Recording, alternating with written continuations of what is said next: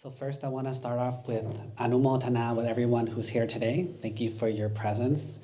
And today is the day that we are celebrating two things at once. We are celebrating Asalha Puja Day, which is the commemoration of the day that the Buddha first taught the Dhamma. So after the Buddha became enlightened, he actually spent 49 days, 7 weeks of silence. He didn't talk, he just absorbed all the Dhamma and the information that he learned. Then he decided that he was going to teach the Dhamma. And so he thought about it. Who is the best suited for the teachings?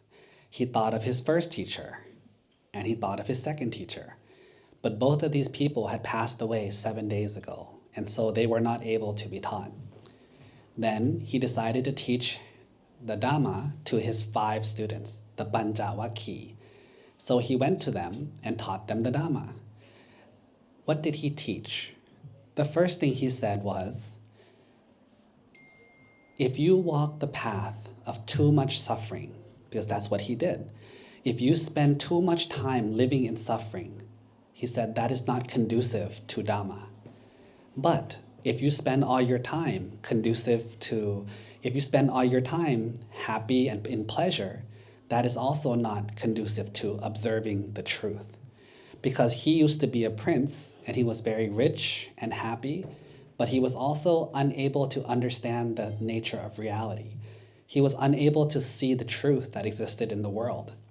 Then he spent 6 years torturing himself. And in those 6 years, he also was not able to uncover the truth.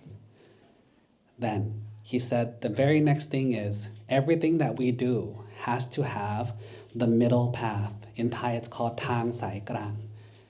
This is such an amazing teaching because how do we find the middle path?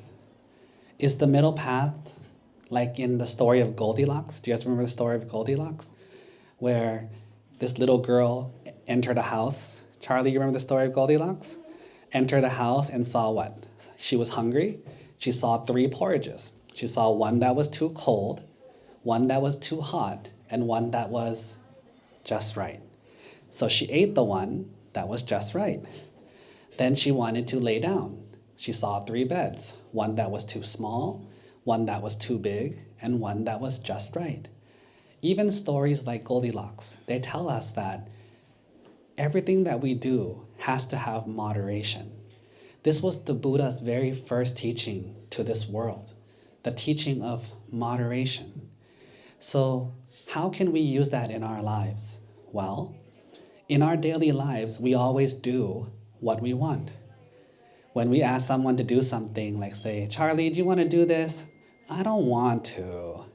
Charlie, don't do that. I want to do that. Don't do that, Charlie. I want to. Charlie, do this for us. Help us with this. I don't want to. You see, it's all about what we want. But when we become older, when someone asks you to do something, what do you think? Do you immediately think, I want to, or I don't want to? Maybe you do. But a lot of people will think, should I? You see the difference between do I want to or should I? Should I tells you whether or not it's appropriate.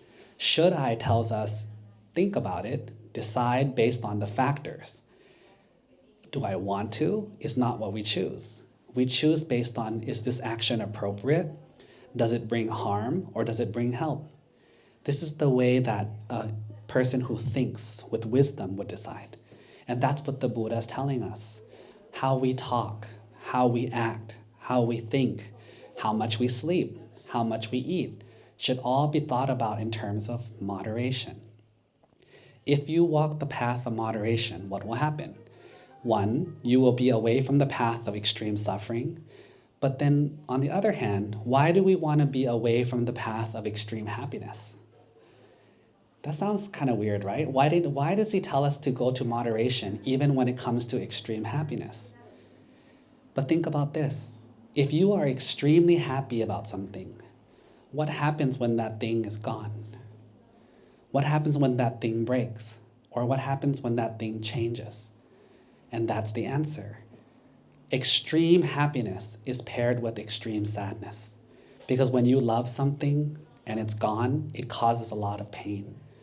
Therefore, we should learn how to moderate our feelings, moderate our thoughts, moderate our actions, and moderate our speech. And we hope that this is something that you can use in your daily lives as you move forward. The second thing that we're celebrating today is the Enter the Vassa. So for 3 months, the monks all promise to stay in one place and practice. And so that if you wish to meet the monks, wish to make a sanghadana, you wish to learn what the monks are learning, you can stop by the temple and ask us. And so we're here to serve you. But other people also take advantage of the Vassa also. A lot of people take the advantage of, for these 3 months, you make a personal promise to yourself. So maybe this Vassa, you can make a promise to yourself about what you want to try to do.